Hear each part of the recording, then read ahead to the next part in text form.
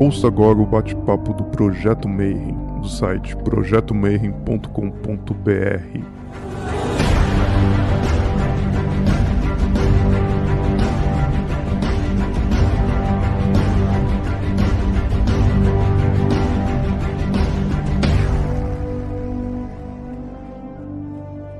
Bom dia para você que é de bom dia, boa noite para você que é da boa noite, boa tarde se você acabou de receber notificação do YouTube, está vindo assistir mais um Bate-Papo Mayhem. E antes da gente começar, não esquece, segue o canal, dá like, faz todas aquelas coisas de YouTube. A gente continua aqui novamente, passamos 1º de abril, né? Então não esquece, a entrevista com o grão-mestre das ordens secretas lá foi uma brincadeira. Então tem gente que tá avisando que entrou e ficou assistindo e tal, tomou um susto, mas a internet é assim, cara. Você não pode simplesmente ir lá e abrir um vídeo do YouTube e ficar assistindo e achar que o que vai estar lá é sério.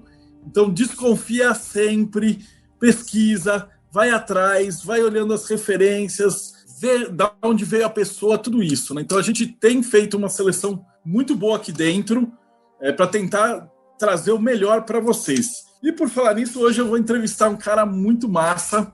Ele foi Demolei não, uma vez que você é Demolei para sempre, né? Então ele está com um livro chamado A Festa das Máscaras, que fala um pouquinho de Telema, um pouquinho de teosofia, um pouquinho de espiritualidade. A gente vai entrar em detalhes sobre isso um pouquinho mais tarde. Mas, primeiramente, boa noite, Manão. Lucas Altman, como é que você está? Boa noite. Indo bem aí, na medida do possível, aí com a pandemia. Muito feliz de falar aqui com vocês, estar aqui presente. Obrigado pela oportunidade. Bom, antes da gente começar a falar do livro e tal, a gente pede para o convidado se apresentar e falar um pouquinho, né, de você. Então, como é que você chegou aqui, né? Você falou assim, você era pequenininho e tal, estava lá na missa e tal, e de repente foi lá compartilhar o pão com o Demolei e tal, e foi desviado para o caminho do mal. E aí, muito tempo depois, vai escrever um livro sobre satanismos e coisas satânicas, né? O que deu errado? Assim? Como é que foi a tua jornada?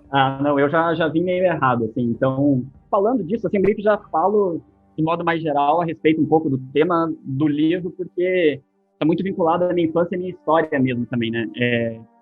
Eu, desde pequeno, assim, né? Desde que eu sou muito pequeno, eu sempre tive uma imaginação muito forte, muito intensa, e sempre criei muitas coisas. Assim, né? Eu estava até pensando antes de vir aqui participar na live, né? O primeiro livro que eu escrevi outros livros que não foram publicados, esse foi o primeiro que eu quis publicar, mas o primeiro livro que eu escrevi foi no Jardim 3, uma história que eu criei na minha cabeça. Meu pai tem até hoje esse livro guardado lá com ele. Eu sempre fui uma pessoa com uma imaginação muito intensa, então desde que eu me conheço por gente, assim, e uma imaginação sempre muito repleta de temas mágicos, espirituais, mitológicos, muito fortes, assim, muito intensos. Então, quando eu era bem pequenininho, 3, 4 anos, isso já era presente, mas na medida que fui crescendo, foi ficando mais intenso. Então, por exemplo, quando eu tinha lá uns 8 anos de idade, pra você ter noção, eu tinha uma espécie de um rito da imaginação que eu fazia. E era uma coisa espontânea, assim, porque simplesmente era super natural para mim fazer aquilo. O que acontecia? Eu estudava de manhã no colégio, chegava em casa de tarde, e quando eu chegava em casa de tarde, eu tinha uma espada de brinquedo, que depois eu substituí por uma faca de cozinha mesmo, mas era alguma coisa que lembrasse um punhal, que eu ficava pegando, jogando para cima, e eu ficava andando em círculo, e começava. Então, eu começava isso mais ou menos, almoçava, começava isso 1h30 da tarde, e quando eu entrava nesse estado, eu entrando numa espécie de transe, e eu ia começando a ver um monte de coisa na minha cabeça, um monte de história, vendo personagens, esses personagens conversavam em outras línguas, não conversavam em português, e eu ficava andando em círculo falando nessas línguas, então era uma cena bem esquisita para quem estivesse dentro. Ficava falando, fazendo comunicações, então, por exemplo, tem um personagem que manca, eu andava mancando, e ficava nesse processo andando em círculo cerca de mais ou menos 8 horas por dia.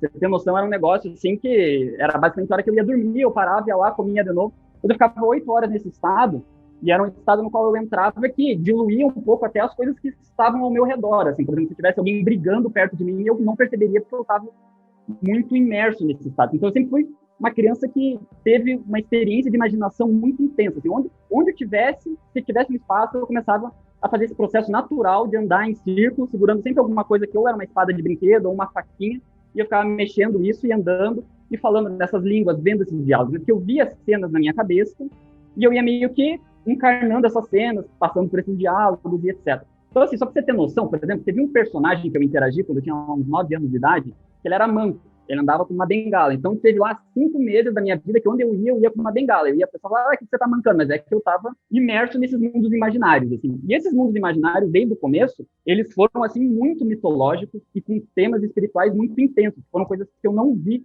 na minha vida, porque minha mãe é luterana, né? Meu pai é católico, eu nunca tive nenhum tipo de contato com essas coisas. Mas quando acontecia um contato, por menor que fosse, isso abria alguma porta imaginativa em mim muito intensa. Então, vou citar um exemplo. Quando eu tinha lá uns 10 anos, a gente viajou para o Rio de Janeiro, que eu sou de Curitiba, né?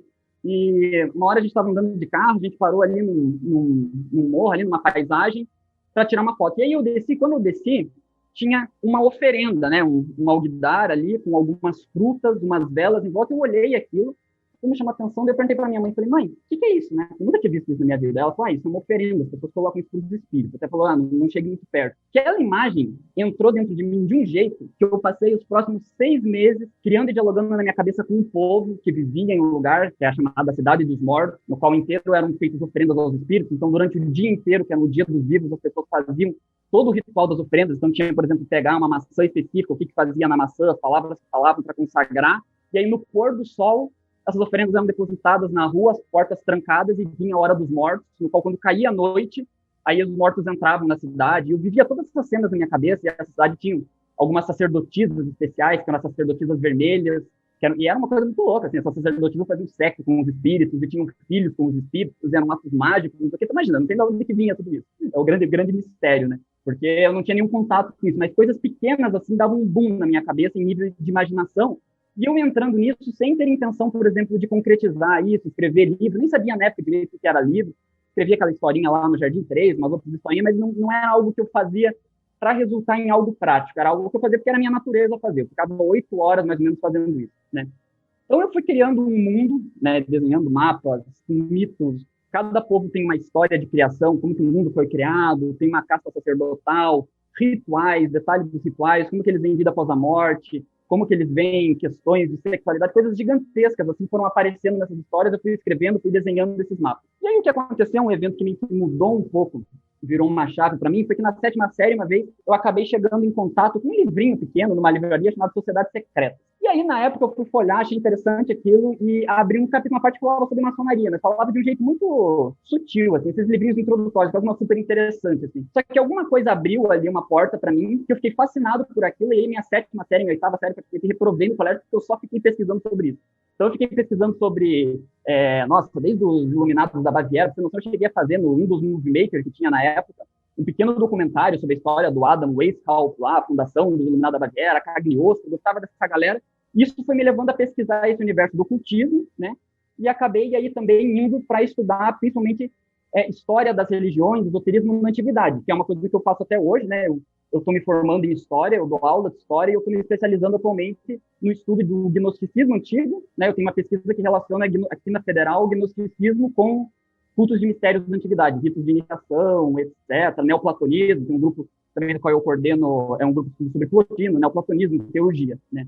Então, é uma coisa que eu sempre fui me aprofundando nisso através desses estudos de ocultismo. E aí, o que aconteceu? Que quando eu comecei a estudar determinadas tradições religiosas antigas, símbolos, eu percebi que muitos dos símbolos que eu estava estudando eram símbolos que apareciam espontaneamente para mim nas minhas imaginações da infância. Então, aí foi quando fez o primeiro link que eu comecei a dar uma atenção para isso, que não era só um hobby, sair levantando uma espada para cima e andando em círculo, mas era algo que eu percebi que tinha outras pessoas falando sobre isso. E foi assim que eu comecei a mergulhar nesse universo do ocultismo e etc. Então foi um processo que eu fui aprofundando, fui estudando muita filosofia também, e aí eu fui percebendo alguns desses paralelos. Assim. Então, por exemplo, vou citar alguns exemplos. Uma das primeiras histórias que eu criei, e essa eu era muito pequeno mesmo, era sobre os povos que eu chamava de os povos do arco-íris. O que eram os povos do arco-íris? Eles viviam em determinado lugar ali do mapa, não tinha nenhuma história específica que eu criei sobre eles, muito elaborada, mas era um povo que eu gostava de me imaginar e às vezes imaginava as coisas acontecendo naquele lugar.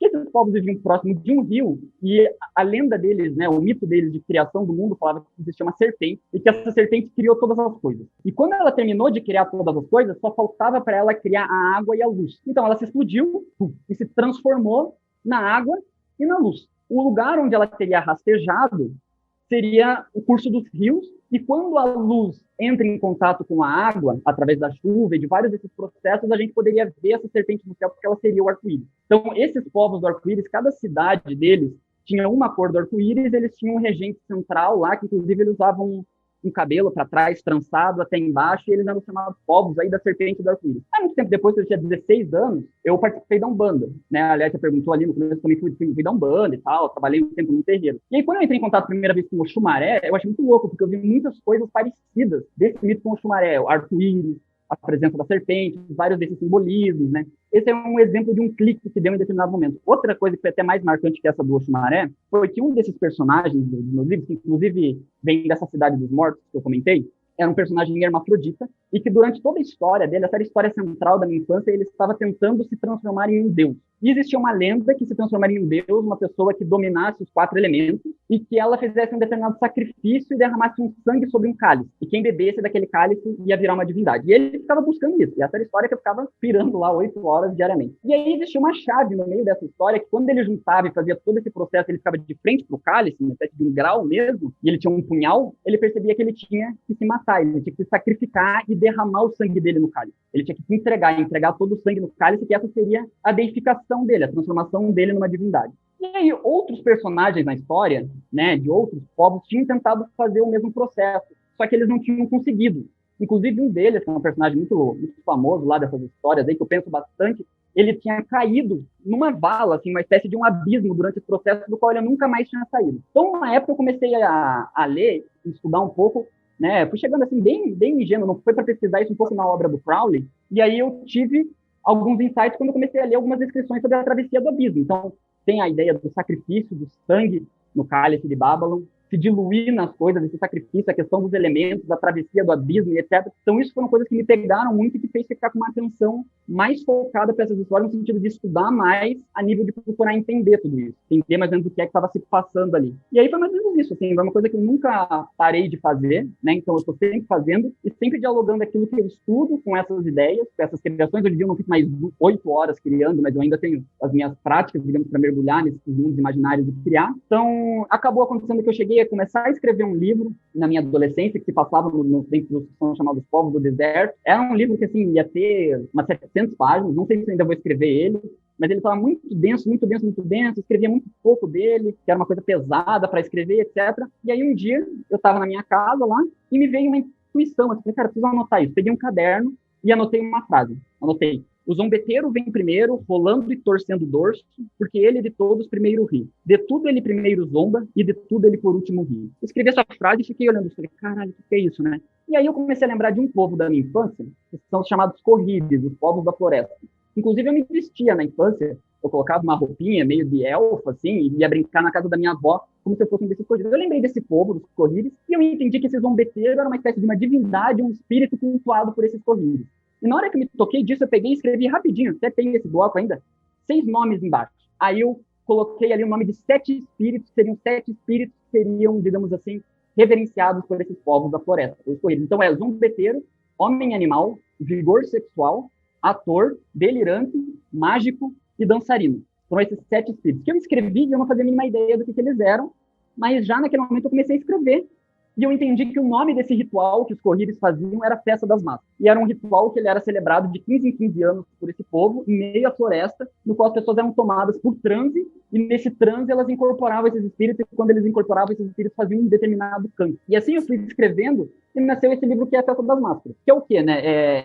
Esse livro, na verdade, ele é escrito por um personagem desses mundos imaginários, que é o Imar Elazi, que é um pesquisador de religiões, que é um pesquisador de misticismo, mas mais um intelectual desse mundo, que inclusive faz parte de outras histórias minhas, que tem na minha imaginação, que ele pesquisou durante muito tempo os corrírios, mas ele teve a oportunidade de participar desse ritual que eles fazem de 15 em 15 anos, ou seja, ele teve a oportunidade de participar da Festa das Máscaras. E aí ele foi, participou, imergiu nesse rito, participou da incorporação dos 7 espíritos, e depois a experiência foi tão marcante para ele que ele saiu da sociedade onde ele vivia, deixou de ser um intelectual, passou a viver na natureza, e antes de morrer ele teria escrito esse livro no qual, primeiro ele faz uma espécie de um balanço etnográfico, no qual ele fala um pouco sobre esse povo, sobre os corridos, quem que os corridos são, o que eles acreditam, como que funciona a linguagem deles, porque tem uma dinâmica do verbo deles que funciona diferente, como que eles pensam questões de tempo, de emoções, sentimentos, e aí ele começa a descrever a participação dele, né, nesse ritual, né, na Festa das Máscaras, e na incorporação desses 7 espíritos. E aí cada um desses espíritos incorpora com determinados trejeitos, né, específicos, eles fazem determinados gestos mágicos, né, falam determinadas palavras, né, tem determinadas características, e eles fazem uma espécie de um canto, tem forma de verso, em forma de poesia, no qual esse canto celebra o mundo de alguma maneira, né? Então, esses espíritos, eles acabam por ser, digamos assim, não espíritos de pessoas que morreram ou coisa do gênero, mas eles são os próprios espíritos da natureza que eles se encarnam e cantam, né?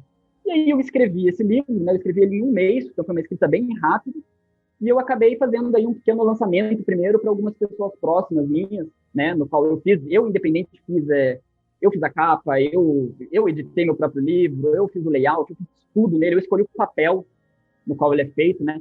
Eu fiz tudo porque é um negócio muito pessoal, né? E eu queria que algumas pessoas aí tivessem contato com isso, lessem isso, para eu ter um feedback, assim, saber o que as pessoas estão achando, né? E aí eu fiz esse livro e, na medida que eu fui escrevendo ele, eu entendi que eu estava escrevendo esse livro simultaneamente inspirado por e em homenagem a Dionísio e Exu, porque o deus Dionísio e Exu, as minhas experiências no terreiro com Exu, eles me deram determinada visão de mundo, digamos assim, determinada experiência de mundo que foi condensada através do campo desses espíritos. É como se esses espíritos manifestassem isso que eu entendo como uma experiência dionisíaca de mundo. Então, aí cada um desses espíritos, eles têm um determinado campo, e nesse campo você consegue perceber várias dessas características que são remetidas à experiência dionisíaca, né? Então, eu gosto bastante da experiência dionisíaca na Grécia. Você tem alguns comentários para fazer sobre isso aqui, em relação ao livro, né? O Dionísio é mais uma atividade, digamos assim, de eu estudar, ler os textos gregos, essas coisas assim, enquanto Exu foi mais uma experiência mesmo, de incorporação, de vibrar com Exu. A minha fase que eu fiquei na Umbanda, o meu foco era 100% Exu. Todo mundo que era da Umbanda ali na época sabia que eu era o cara que era apaixonado por Exu. Eu tava numa gira lá, tava normal, virava gira pra Exu, eu sentia um negócio, eu falava, cara, é aqui que tá o meu negócio. E aí, eu interagindo com essas coisas elas meio que fluíram aí nesse livro, que pra mim, A Festa das Máscaras, se condensou aí num livro que é dedicado, uma homenagem a Exu. Na verdade, eu dediquei ele aos bodes. Eu dedico aos bodes, né, de modo geral, que é um animal, digamos assim, sagrado pra esse livro. Então, eu escrevi ele, já tem mais ou menos uns 3 anos. Os primeiros 2 anos, assim, foi só nesse negócio de eu mesmo fazer minhas edições aqui, que eu tenho ele aqui, né? Essa é uma dessas que eu fiz, né? Mesmo, capa, tudo. E aí eu entregava para algumas pessoas, assim, mas aí, há um tempo atrás, eu decidi publicar ele pelo Clube dos Autores, né? E aí eu publiquei ele e tal, e ele aí tem toda essa pegada. Aí já faz mais um tempo, durante a pandemia, que eu concluí um outro livro, que é O Demônio do Deserto, que ele é mais ocultista do que A Festa das Máscaras, que mais referência a telema, a gnosticismo muito forte, magia sexual, que é um livro dedicado a Babylon, que eu estou dedicando ele a Babylon, né? E que ele está pronto, mas que eu ainda não publiquei. Eu ainda não sei se eu vou publicar ele se eu vou entrar em contato com uma editora, se eu vou tentar o Clube dos Autores de novo. Eu estou com ele pronto, mandei para algumas pessoas bem próximas minha para dar uma lida, né? As pessoas leram, mas que ele se passa em outro hemisfério, dentro desse mesmo mundo, mas em um lugar completamente diferente, que aí é no deserto. Que são os povos do deserto. E aí é toda uma outra dinâmica. Então, esses livros, eles acabam sendo, essas histórias, um mundo meio que politeísta para mim, no qual cada um desses povos expressa, digamos assim, a natureza de um deus. A Festa das Máscaras, ela expressa a natureza de Exu, Dionísio. Demônio do Deserto também tem uma pegada dionisíaca, ali tudo isso está ali presente, mas muito forte de Babylon, muito forte dos mistérios gnósticos, do sacramento da câmara nupcial, enfim, vários dilemas aí vinculados à magia sexual, telema, de modo geral. E aí existem essas referências, que são meio que constantes, mas cada um deles meio que orbita em um universo diferente. Então, A Festa das Máscaras, ela é esse relato desse autor. O Demônio do Deserto, não. O Demônio do Deserto, ele é mais uma espécie de um romance mesmo, uma história que vai se desenvolvendo com fatos, não é um personagem relatando. Então, assim, os Correios funcionam X, eles acreditam em tal coisa, então ele vai relatando as experiências. Então, são esses 2 livros. Um ainda não está publicado, mas em breve aí vai ser publicado, não estou pensando ainda como, que é esse Demônio do Deserto. Sua visão de magia, ela começa assim, de uma visão prática e depois vai para a faculdade de História. E aí, no final, agora você está se formando e tal, depois de ter estudado neoplatonismo, o que é magia para você? Essa é uma pergunta interessante. Eu não tenho muito uma definição, assim. Eu gosto da visão de teurgia, mais ou menos a visão neoplatônica, né, no qual eu penso as práticas mágicas, o desenvolvimento da magia cerimonial e das práticas teúrgicas muito em paralelo com o yoga. Algo que traz, digamos assim, uma diluição do eu individual na experiência de alguma divindade. Isso é mais ou menos a maneira como eu entendo. Assim. Eu não me interesso muito... Isso foi alguma coisa que fez na época que eu saí da Umbanda. Eu não me interesso muito por práticas mágicas, assim... fazer uma prática mágica, por exemplo, para proteger minha casa. Não é muito o que eu me interesso. Eu me interesso por magia no sentido de como que o meu eu individual, através dessas práticas teúrgicas, vai chegar num estado de consciência no qual ele se torna capaz de se diluir em algo maior do que eu, se diluir numa divindade, uma espécie de uma união.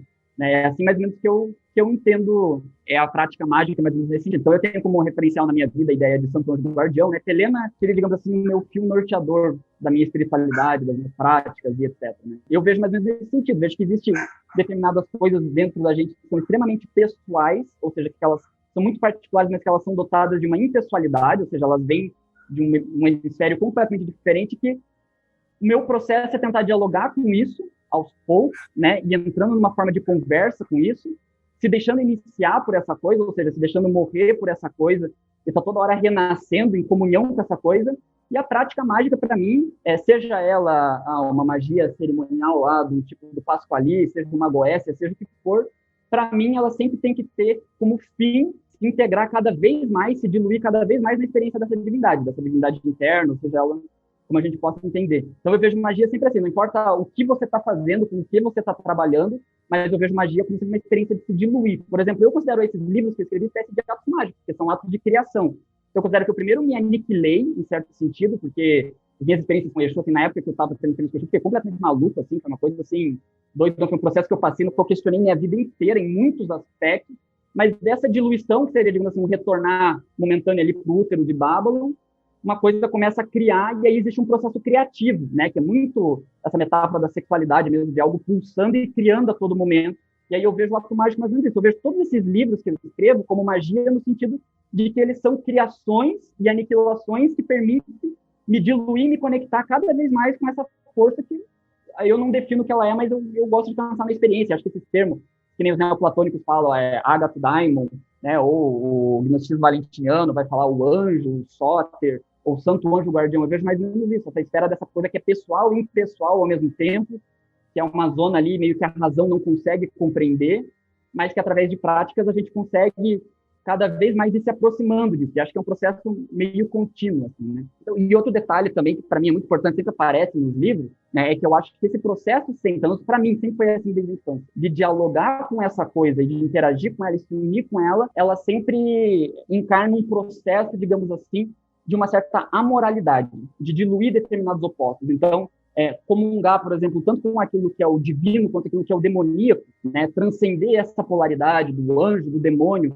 e até mais ou menos esse é o tema do Demônio do Deserto, desse outro livro que eu quero publicar, mas de totalmente transcendendo essa característica polar, dual da mente, para entrar nesse estado de união com essa coisa que é totalmente demoníaca e totalmente divina, que dá medo, dá amor, e que está além de qualquer uma dessas polaridades, né, que une tudo isso dentro de uma única forma. Isso é mais ou menos da maneira como eu entendo a prática mágica, como uma prática de criação, de união e de aniquilação muito forte, de toda hora morrer e se transformar e gerar algo novo, né? Essa imagem do punhal ali no qual a pessoa se mata no cálice, né? E essa imagem, acho que é uma imagem mais constante para mim do que eu entendo por iniciação, do processo iniciático, do processo de transformação, né? Você ir se recriando junto com essa coisa, não sozinho, né? Com o suspiro dessa coisa, está toda hora se recriando, né? Está toda hora entrando no túmulo e nascendo uma criança do túmulo e voltando, e esse processo vai se aprofundando. Essa é mais ou menos a maneira particular como eu vejo, em vez de pegar assim, uma categoria, assim, eu definiria dessa ou dessa maneira, assim, é como eu vejo, assim, e para mim seria mais ou menos isso, assim. No teu livro, cada um desses 7 espíritos você foi pegando de uma parte específica, do teu conhecimento, da vivência, né, que você estava tendo na época, e joga para lá. Então fala um pouquinho deles, assim, né? Somou muita liberdade criativa ou tentou ficar mais próximo possível da realidade? Quando eu escrevo de um jeito assim, tipo, inspiração 100%, só depois eu leio basicamente o que eu escrevi. Assim, demora para eu entender o que eu escrevi. Por exemplo, a Festa das Máscaras, os processos ele acontecem sempre ou em 29 dias, por exemplo, os corridos são 29 dias. Até hoje eu não entendi por que é o 29, mas na hora era para ser 29, foi 29 e eu deixei do jeito que tá. Então são coisas que eu me considero assim, ao mesmo tempo escritor e leitor da coisa, que depois eu vou interpretando, mas algumas coisas assim, a interpretação é mais ou menos clara. Não é, digamos assim, não é um exercício racional, que eu falo, eu vou colocar tal coisa aqui. Eu me inspiro e vou escrevendo. Depois eu edito, claro, arrumo algumas coisas, mas de modo geral é uma experiência bem intensa. Por exemplo, teve parte da Festa que eu chorei escrevendo. Como é que funciona o meu processo? Eu vejo a coisa acontecendo, eu vejo eles falando e eu escrevo o que eu vejo, né? É assim que eu vou fazendo, vou escrevendo. Então, depois eu paro para ler e vou pensando em determinadas nuances, falo, caramba. Então, assim, né, em relação a esses espíritos, o primeiro deles é o zombeteiro, que é esse primeiro que apareceu para mim e eu escrevia, né? Então, o zombeteiro, depois eu fui percebendo, né, que assim, o zombeteiro, quando ele incorpora, ele torce o corpo, ele ri muito, né, ele tem um trejeito muito parecido com o Exu, e em vários momentos durante a Festa das Máscaras, o Arauto, que é um personagem que funciona como mestre de cerimônias do ritual, ele pergunta pro zombeteiro, do que ri, ó zombeteiro? E o zombeteiro começa a falar do que ele ri, e quando ele vai falando do que ele ri, ele vai escancarando a vida humana de muitas maneiras, e rindo de muitas coisas que a gente considera séria, e mostrando, digamos assim, a futilidade de muitas coisas. Essa dinâmica do zombeteiro, eu acho que está muito vinculada com a experiência que eu tive na Umbanda, quando Exu incorporado, e Exu vinha rindo muito, e eu ficava observando aquilo, por que ele está rindo, sabe? E ele lia em livros lá, teorias e tal, mas durante a experiência de rir, às vezes, no terreiro que eu frequentava lá, sempre, quase toda a gira virava para Exu e tal, rolava um descarrego pesado, um negócio assim, e os Exu se matando de dar risada. Eu ficava pensando, do que é que você ri? Porque eu sentia que essa risada tinha uma compreensão do mundo ali, muito profunda, que fazia eles, diante de qualquer situação, estar rindo. Né, estar vendo a graça por detrás daquilo. Então, quando eu ia lá e comentava um problema muito pesado com o Exu se matava de dar risada, eu via que ele estava numa outra oitava, ele estava percebendo aquilo através de uma outra lógica, né? E aí o zombeteiro, eu vejo que ele traz muito disso, porque o que ele faz? Tem uma parte que fala aqui que o zombeteiro, ele apequena o grandioso e engrandece o pequenino, né? Como é que eu entendo isso, assim? Muitas das nossas coisas que a gente projeta, os nossos ideais de grandiosidade, de ser, por exemplo, um grande intelectual, ou ter muitas riquezas, acumular muitas coisas, diante de alguns dilemas da vida, por exemplo, o dilema da morte, ou o dilema de que todas as coisas se transformam, né, de que tudo é impermanente, todas essas coisas, elas ficam irrisórias, na verdade, nenhuma delas acaba fazendo muito sentido. Então, essas coisas grandiosas, elas vão se apequenando, como que a gente devota energia para um monte de coisa que é desnecessária, que na verdade é carente de sentido, mas ao mesmo tempo que esse processo é feito da grandeza virar pequena, aquilo que é pequeno acaba ficando grande, que são os momentos mais imediatos que a gente tem na nossa vida. Às vezes uma coisa super banal de você estar, por exemplo, conversando com um amigo, bebendo uma bebida e falando uma coisa completamente aleatória e dando risada, que seria um momento que ninguém escreveria grandes poemas ou histórias sobre isso. Naquele momento existe ali uma coisa profundamente divina, existe um êxtase, existe um entusiasmo ali nesses momentos mais imediatos da vida, não viver uma vida mais imediata, mais aqui, percebendo, digamos assim, uma pulsão de vida nessas coisas pequenas. Então isso é o que eu percebo que o zombeteiro faz em vários desses momentos, nessa risada. Assim, ele desconstrói um monte de coisa, mas ele desconstrói para criar sempre um aprofundamento da experiência divina numa dimensão mais imediata, mais imanente, né, em determinadas coisas onde a gente não está acostumado a ver. O zombeteiro, ele foi muito importante para mim nesse aspecto, porque, veja, eu estava comentando que eu ficava 8 horas no mundo da minha imaginação. Então, você imagina que eu sou uma pessoa que eu vivo muito na minha cabeça, nos mundos, sabe? Então, eu sempre tive bastante dificuldade com coisas mais concretas. Assim, por exemplo, até os meus 17 anos eu não sabia a ordem dos meses, né? Então, porque essas coisas mais concretas de organização, para mim, então, eu sabia um monte de coisa na minha cabeça, mas coisas mais, assim, concretas, às vezes, falar com alguma pessoa sobre um determinado assunto, para mim, era uma grande travada. E eu tinha grandes ideais na minha cabeça, Platão, não sei o quê, coisas gigantescas na minha cabeça. E eu sentia que o zombeteiro vinha, e ele sempre dava risada e ia caçoando disso, ia me mostrando quanto que tudo isso, na verdade, são banalidades diante da impermanência da vida. Tudo é impermanente. Então, as coisas que a gente considera gigantescas agora, em algum momento elas vão deixar de ser. E isso foi me trazendo para uma experiência mais do sagrado na Terra. Por isso também que a Festa das Máscaras eu considero um livro mais da Terra, mais de uma entrega do divino na Terra, porque eu fui percebendo mais essa dinâmica do divino na imanência.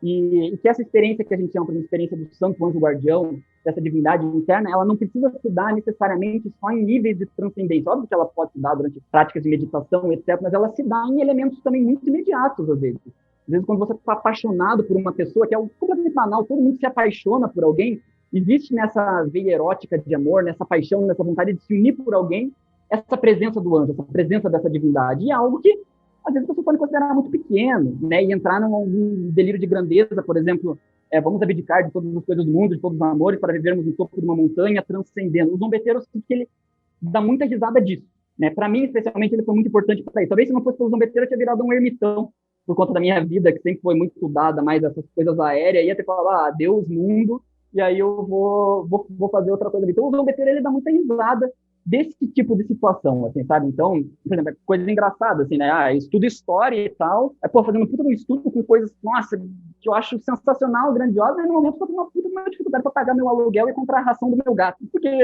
fazer história no Brasil hoje em dia não dá dinheiro. Então, eu tô tentando procurar um emprego de telemarketing, qualquer outra coisa, e eu sinto que o zombeteiro tá toda hora dando risada, sabe? Ele tá dando risada dessas coisas quando eu subo muito no estado de, inflação, isso é muito, ele dá risada, e ele vai mostrando, né, as várias outras facetas, vai sempre me trazendo para um local mais imediato para valorizar determinados tipos de experiência que seria mais essa experiência humana. É uma transcendência no se tornar humano, né? Não uma transcendência em outro nível. Isso não significa que eu negue os outros tipos de transcendência. Estou falando dessa mensagem, digamos assim, por trás da festa das marcas. Porque, por exemplo, eu estudo neoplatonismo. Neoplatonismo é uma metafísica do começo ao fim. Tem um grupo de estudos de neoplatonismo que a gente fica 3 horas falando coisa metafísica. Nossa, é viagem assim do começo ao fim. Então eu gosto disso. Mas eu acho que é importante também essa outra dimensão de perceber outra coisa. Quando que os deuses se manifestam aqui também? Sabe? Como que esse mundo pode se ver cheio de deuses até nas coisas pequenas. Isso é muito interessante. Então, o zombeteiro, ele traz para mim mais ou menos dessa mensagem, mais ou menos isso que ele capta. Então, assim, né, por exemplo, só para ter uma ideia mais ou menos do que ele fala, né?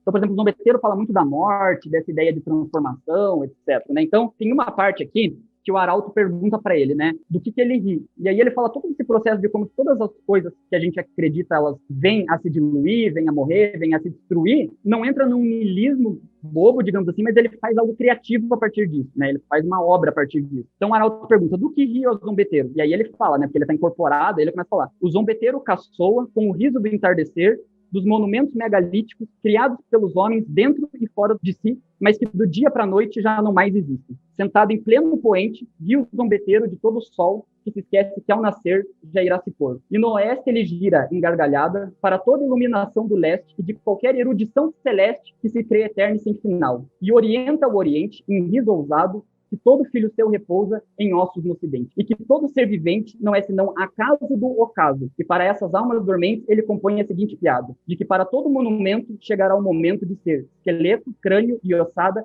em plena decomposição. E aí o coro grita, o mundo é uma grande ossada em constante exumação. E aí o zombeteiro continua. Pois o osso é um instrumento mágico do zombeteiro, que tudo vem em ossadas, que se compraz em profundo riso de todos os amontoadores de ossos que jazem por esse mundo. E aí o coro grita de novo. E o mundo é uma grande ossada em constante exumação. E aí o zombeteiro torna. Que zombemos todos nós juntos, cada um de seu ossuário, e dancemos unos à morte, não como colecionadores delas, mas como espíritos livres em vida, jamais presos a nenhum cachorro. E aí é mais ou menos assim, como o coro fala de novo uma frase que parece que o zombeteiro é o começo, o meio e o final, e aí conclui esse canto do zombeteiro. Então é sempre uma dinâmica no qual ele sempre vai destruindo algumas coisas, né, mostrando várias dessas ilusões, muito dessa perspectiva do samsara, digamos assim, mostrando o mundo enquanto um amontoado de ossos, mesmo assim, no qual a gente não tem que se prender, colecionar esses ossos, mas dançar em cima desses ossos, né, que é bem essa ideia de uma experiência dionisíaca, de gozar da vida, né, o regozijo diante da vida, né, de um modo diferente, que não é um modo de ir amontoando vários desses ossos, mas viver uno à morte, né, não fugindo da morte, tentando a toda hora preservar muralhas de coisas em volta de mim para que eu não enfrente a morte, mas abraçando a morte e esse processo de transformação e deixando a coisa mais ou menos fluir, né? Então, o zombeteiro, tipo, esse seria um trecho, mais ou menos, que acho que resume mais ou menos esse tipo de filosofia e que, para mim, meio que respondeu um pouco dessa pergunta que eu tinha do porquê que o Exu vem dando risada. Tá todo mundo caindo lá no terreiro, o pessoal desesperado, gritando, e os Exus se matando da risada. Eu adorava aquilo, ficava olhando aquilo e ficava, cara, essa risada tem alguma coisa. Sabe? Então, eu acho que é um tipo de experiência espiritual, esse transe da piada.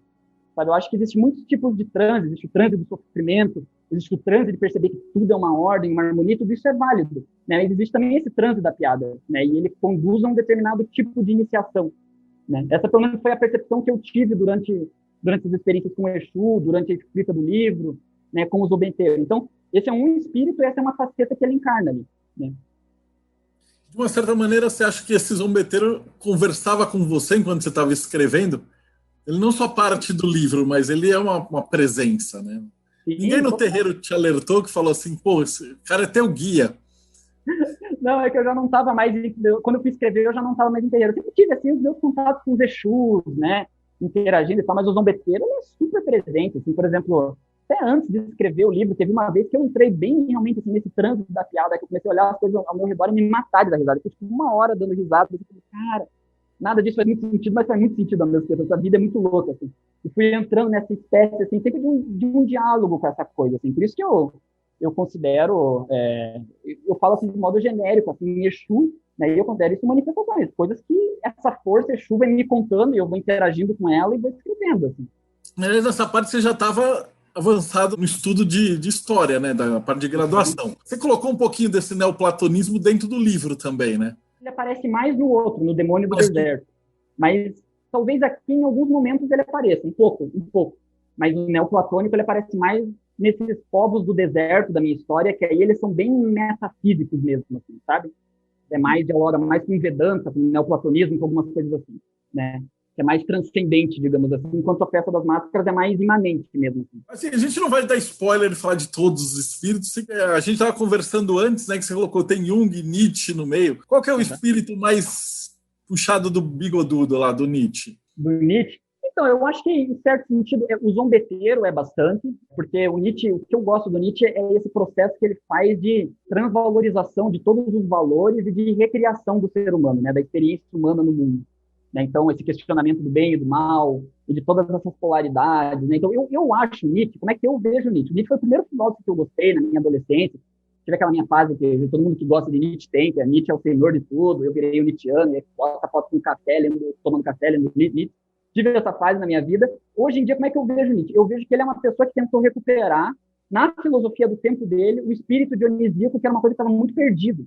A filosofia ela se transformou, depois que ela foi incorporada dentro da teologia, no cristianismo, como uma forma de explicar a vida. Né? Então, por exemplo, os cristãos eles definem filosofia como a explicação da obra da criação. Né? Só que filosofia na antiguidade, na verdade, é uma forma de experienciar, é um modo de vida, não é uma explicação da vida. Então, esse elemento dionisíaco, né, quando a filosofia e todos esses sistemas estão formando uma explicação, e a vida ela vai sendo algo que você explica, você vai engessando a vida em determinados conceitos, que são espécies de túmulos, na verdade. Né? Porque os conceitos, eles são ali, eles não dão conta da vida que é esse processo dinâmico. Eu acho que o Nietzsche ele traz muito isso. Então, ele começa a recuperar nos escritos dele, principalmente no Nascimento da Tragédia, esse espírito dionisíaco muito forte, de uma filosofia. Então, ele usa muitas imagens, né?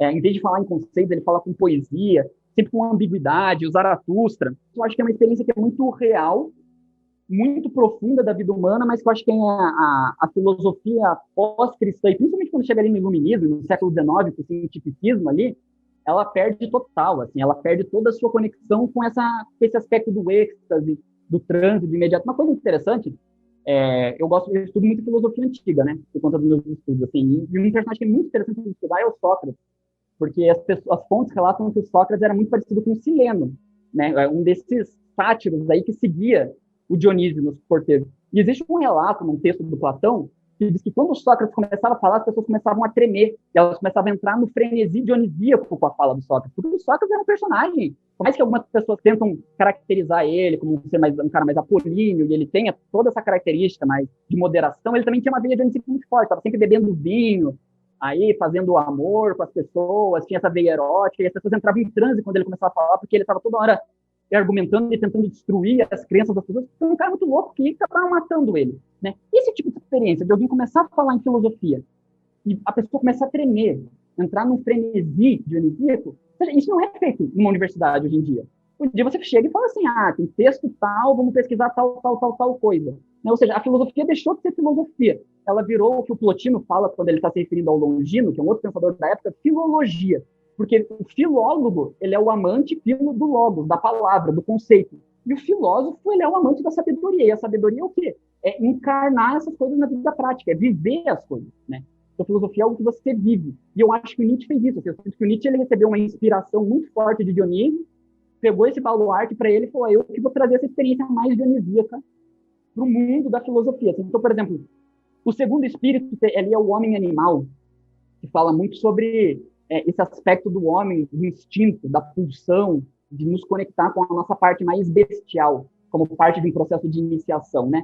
É meio que uma crítica a essa ideia de homem civilizado, completamente senhor de tudo, e racional, que não tem instintos ou coisa do gênero, né? E ele enfatiza essa dinâmica de você se unir à tua besta interior, ou à besta do mundo, digamos assim, né? Isso é uma coisa que aparece no Nietzsche quando ele enfatiza muito o instinto, né? A vontade de potência, né? A pulsão pela vida, né? E aí alguns autores mais para frente, Freud aí vai aprofundar isso na sexualidade, coisas etc. E aí o Jung vai falar muito dessa interação com a sombra, né? Se a gente vai olhar todos esses personagens mais sombrios, vai lá olhar os Daimons da Goécia, tem toda essa dinâmica de estar mais vinculado a figuras animalescas, né? Porque o ser humano ele foi se dissociando dessa coisa de nós, quando o ser humano foi criado no Éden, existiu o ser humano e existiam os animais, então a gente se separa dos animais.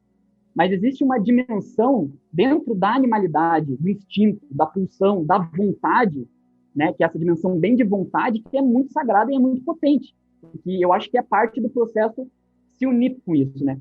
No caso, por exemplo, da própria experiência dionisíaca de novo, né? Uma coisa que me inspirou muito é o ritual dionisíaco, no qual o pessoal lá, durante as festividades, pegava um bode, que era consagrado a Dionísio, era considerado o próprio deus, desmembrava o bode vivo, pedaçava ele, comia a carne e bebia o sangue dele, e quando acontecia isso, eles entravam num estado de entusiasmo, que em grego, entusiasmo significa dentro, theos, Deus, ter Deus dentro de si. E a pessoa tinha experiência de Deus, e alguns eram até chamados de Dionísio na época, salve Dionísio, porque eles tinham aquela experiência, tudo sangrando no meio daquilo.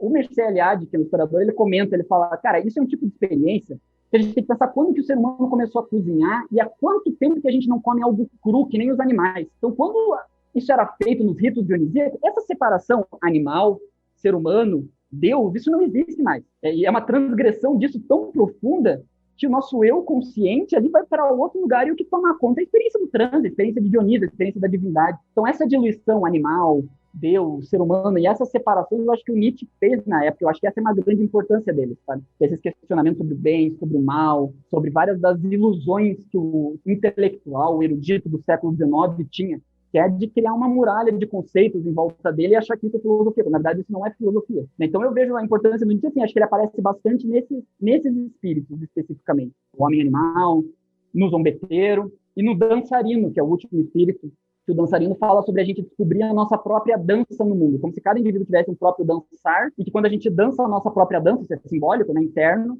a gente estaria, digamos assim, um pouco mais unido com a dança de todas as coisas, a dança universal. Algo que tem muita influência da verdadeira vontade. E eu acho que o Nietzsche fala muito disso também, dessa singularidade do dançar, desse permitir, assim, tirar essas barreiras morais que impedem aquilo que está dentro da gente de se manifestar, né? Essa criança coroada e conquistadora aí, né? Que vem manifestar e dançar unidos junto com as coisas. E aí essa imagem, né? Da dança. Risada, dança e o bêbado, né? Isso, e os outros? Fala um pouquinho mais para a gente dar uma palhinha. Tem o vigor sexual, que o vigor sexual ele entra bem próximo do homem-animal ali, porque vai falar sobre a pulsão sexual e também sobre essa integração com essa pulsão, com esse eros sexual, aí numa linguagem bem de conexão com o divino através da sexualidade, porque para mim é muito claro que se a gente está desejando, vamos falar assim, desejando a Deus ou desejando uma pessoa carnalmente, isso está projetado em esferas diferentes, né? Mas os dois é um eros, os dois é uma pulsão de união, de criação. Então, o vigor sexual ele entra mais ou menos nessa lógica de falar sobre como que nós estamos a todo momento nos envolvendo sexualmente, eroticamente com as coisas, né? Então, por exemplo, eu considero que eu me envolvo eroticamente com os espíritos do livro, porque é como se existissem os espíritos e existisse eu, e a gente, num ato erótico, a gente produz um terceiro elemento ali, que é o livro. Tem um pouco de mim, um pouco da inspiração, né? Então, a gente está toda hora, uma própria amizade, assim, né? Então, eu tenho um amigo, essa amizade, ela tem uma veia erótica, porque é como se a nossa amizade fosse um terceiro elemento que a gente cria, que não é nem eu, nem ele, mas é uma outra coisa, né? Então isso é o que aparece no vigor sexual bem forte ali, e que é bem explorado no Demônio do Deserto, tem bastante pegada de magia sexual e etc. Aí a gente tem um ator, né, que o ator ele fala em duas chaves, assim, a primeira de como que na vida a gente está toda hora encenando e encarnando determinados papéis, né? O ator, a inspiração dele foi quando eu estava na Federal aqui, né, no café que tem lá. E eu estava olhando, né, as pessoas ao meu redor e eu comecei a reparar o quanto que as pessoas elas entravam em determinados personagens para se comunicar.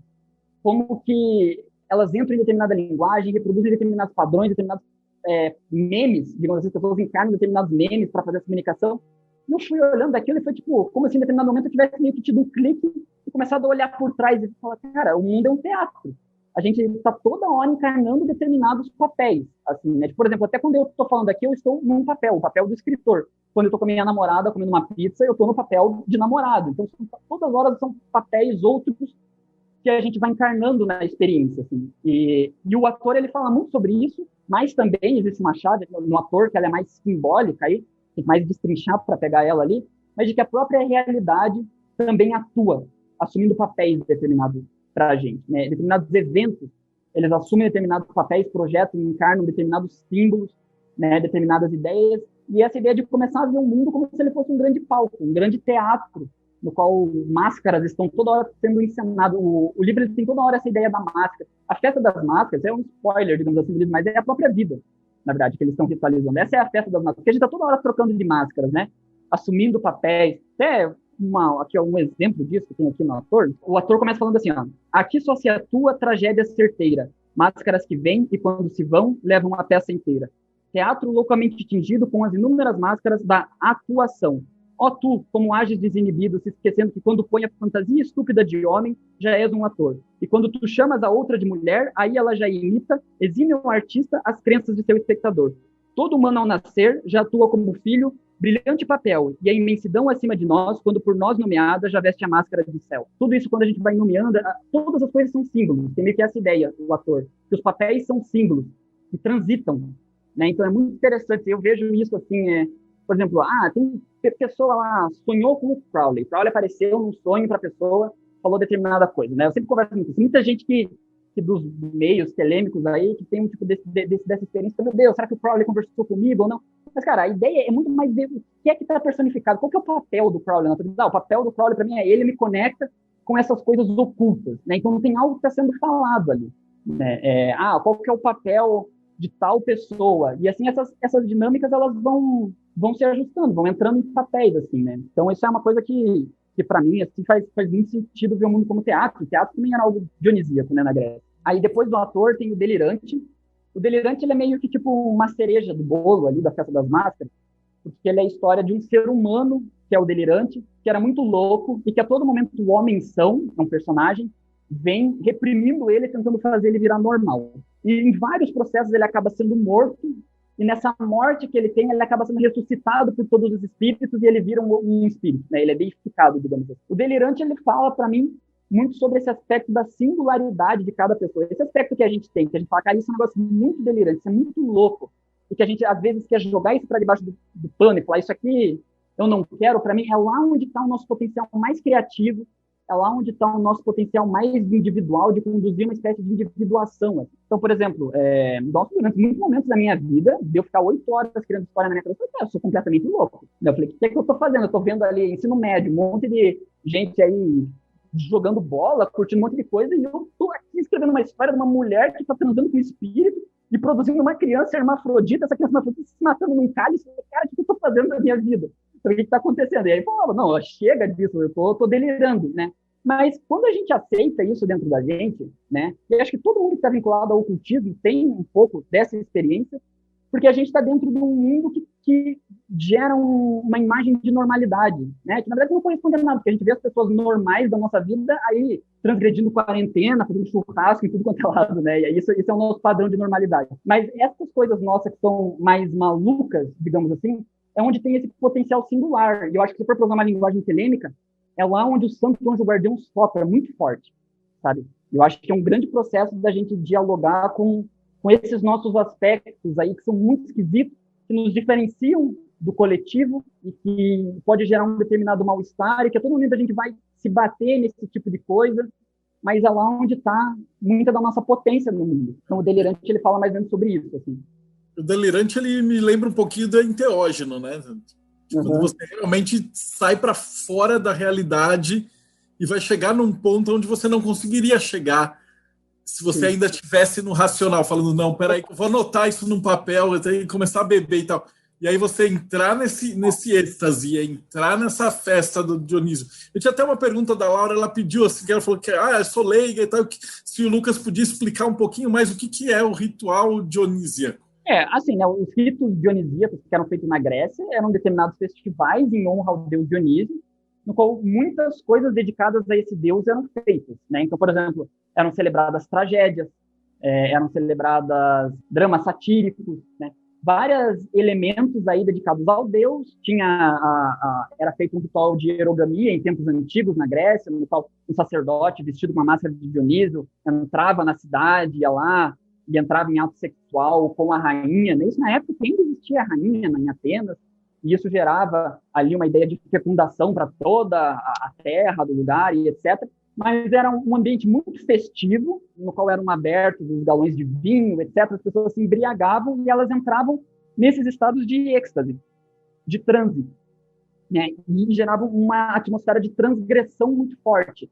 Então, por exemplo, vários detalhes que existiam na sociedade grega, eles eram invertidos ou transgredidos durante as cerimônias dionisíacas, os ritos dionisíacos. Por exemplo, mulheres que eram mais reprimidas, mais fechadas ali na sociedade grega, que era uma sociedade mais patriarcal, nos ritos dionisíacos elas viravam as bacantes, os bacanais. Então elas entravam, dominavam a cena toda, né? Dionísio ele é chamado, numa tragédia grega, do Eurípides, das Bacantes, de um deus estrangeiro, bárbaro. E os gregos odeiam os bárbaros, porque os gregos falam, os bárbaros são ignorantes, a gente que entende as coisas. Só que durante os festivais dionisíacos, né, o que estava vencendo ali eram os bárbaros, então os gregos se convertiam em bárbaros, né, as mulheres se convertiam em quem regia o processo todo, os gregos que se consideravam super racionais entravam numa dinâmica de irracionalidade. Então eu vejo que é muito um processo de inversão muito forte que acontecia, que era um rito coletivo, né, e que aí acontecia esse processo do ritual, de desmembramento do bode, no que as pessoas entravam nessa experiência de entusiasmo.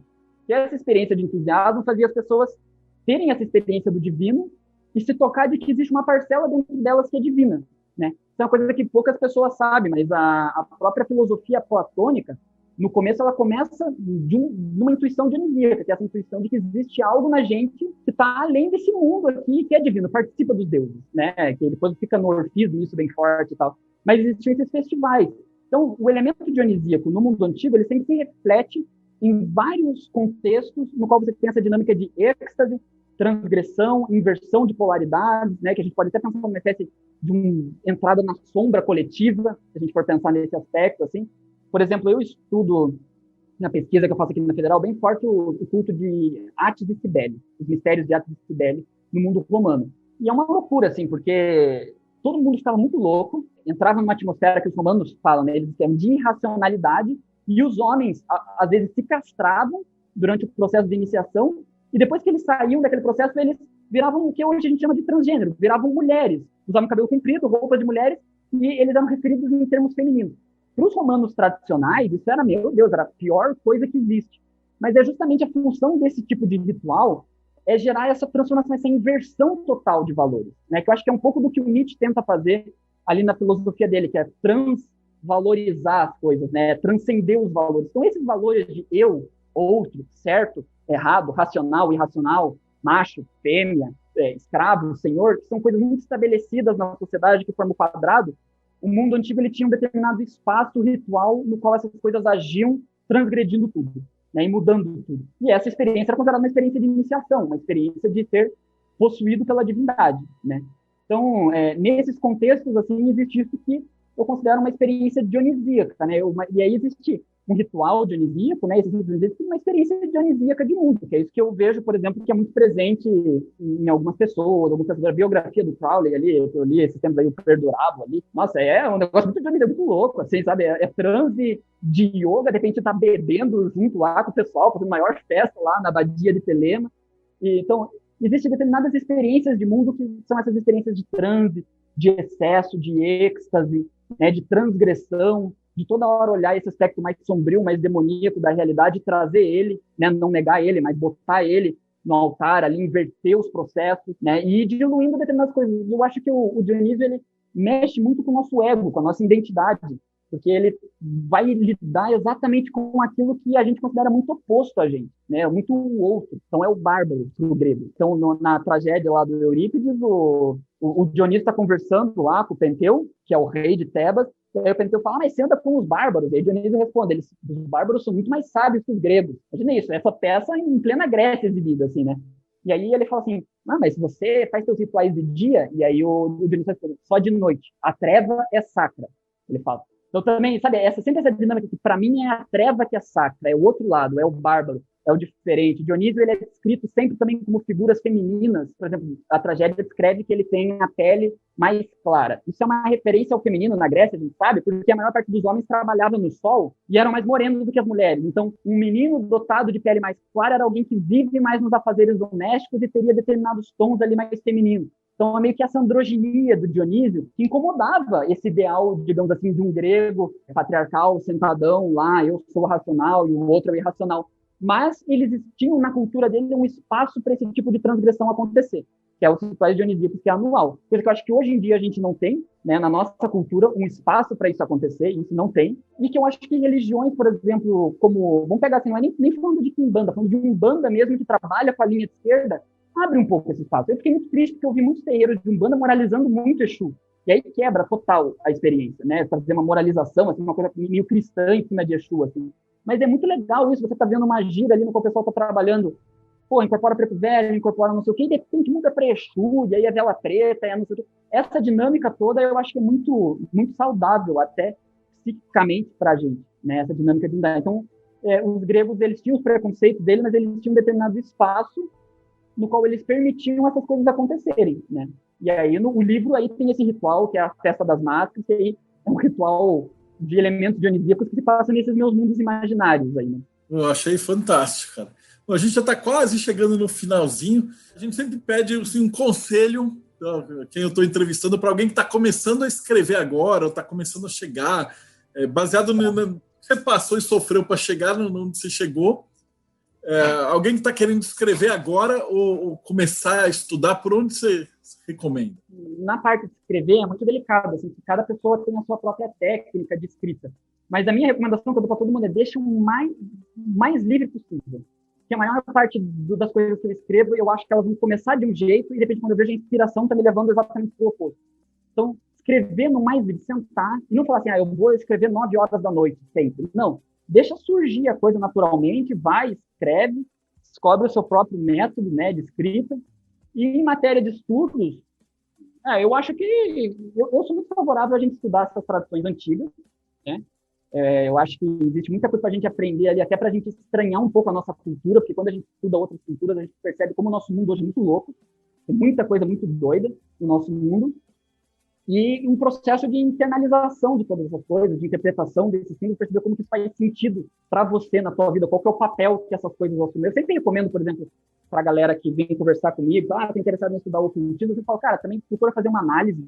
Eu faço análise junguiana já faz um tempo, 2 vezes por semana, para mim faz muito sentido para interpretar, para você ter esse processo de interpretar as imagens, lidar com as coisas que surgem, e etc. Acho muito importante, o Israel Regardi fala muito disso, eu acho que é essencial. Então, eu sou mais ou menos, os conselhos que eu falo são mais ou menos isso, assim, vai estudar, mas sempre estudando aquilo não como uma curiosidade, mas como algo que se encarna em você. Você pode escrever o sentido daquilo para você. Eu, quando estudo, sempre escrevo o que Dionísio está representando para mim naquele momento, tento interagir com a coisa e sempre ter o estudo subordinar a vida e não a vida ao estudo. Né? O estudo ele tem que ser uma coisa que aprofunda a tua experiência da vida, porque o verdadeiro mistério é a vida. Né? O estudo ele só está lá para aprofundar, para dar o pontapé da iniciação, né, nos mistérios da vida, digamos assim, não fazer o processo oposto. Fantástico. E como é que o pessoal te acha? Lembrando que o que o Lucas vai passar, ele vai falar, porque isso vira um podcast também, né? Mas o que ele falar vai estar escrito aqui embaixo na descrição do vídeo. Pode ser pelo meu Facebook mesmo, Lucas Outman de Oliveira, ou eu tenho um Instagram que eu comecei a divulgar as coisas da Festa das Máscaras lá. Só que, assim, eu me empolguei, divulguei durante um mês, depois não me empolguei mais, porque eu sou meio ruim com redes sociais, assim, não é muito minha área, assim, então tá parado lá de fazer tempo, mas se me mandarem coisa lá, eu vejo. Então é Outman, aí S no final de Outman's Mask, de máscara. Até que eu coloquei isso aqui, isso aqui é uma máscara minha também, é mais uma Festa das Máscaras aqui, que é onde eu vou botar uma máscara minha aqui nas redes sociais, aqui todas as redes sociais são máscaras. Então esse Outman Mask, pode me mandar mensagem lá, ou meu e-mail, outmanoliveira@gmail.com. Fantástico. Pô, eu achei que foi muito 10 essa explicação, porque a gente tá faltando assim, uma vida mais dionisíaca, né? Agora, ainda mais na pandemia, que tá todo mundo. Então, a gente não tá tendo muito ritual dionisíaco, assim, de juntar a galera, porque não pode aglomerar, né? Então, tá fazendo uma falta isso. Lucas, valeuzão. Beleza, não, queria agradecer aí, muito obrigado pela oportunidade aí, Marcelo, todo mundo que está assistindo aí, obrigado ao Nelson também, que me mandou um e-mail, falou assim, mandei um e-mail lá pro canal do Deudep e tal, então agradecer todo mundo aí, e dizer que eu quero te mandar uns livros de presente, Marcelo, do Demônio do Deserto e da Festa das Máscaras, aí quero mandar de presente, até porque já aprendi muito lendo coisa no teu site aí nessa época de adolescência, pesquisando. Como é que a gente acha o teu livro? Que você falou de você e tal, mas já está publicado. A Festa das Máscaras, ele está publicado no Clube de Autores. No meu Instagram tem o link lá. Então é só achar o link no Instagram. Eu vou pôr aqui embaixo também, pessoal. Valeuzão, Lucas. Foi uma conversa muito massa mesmo. Obrigado, eu que agradeço. Para vocês que estão acompanhando a gente, não esquece, dá o like, segue o canal. A gente precisa agora tentar chegar em 40 mil seguidores para a gente poder fazer aquelas lives bacanas que nem o pessoal das Humanidades faz. E a gente se vê aí no próximo Bate-Papo Mayhem.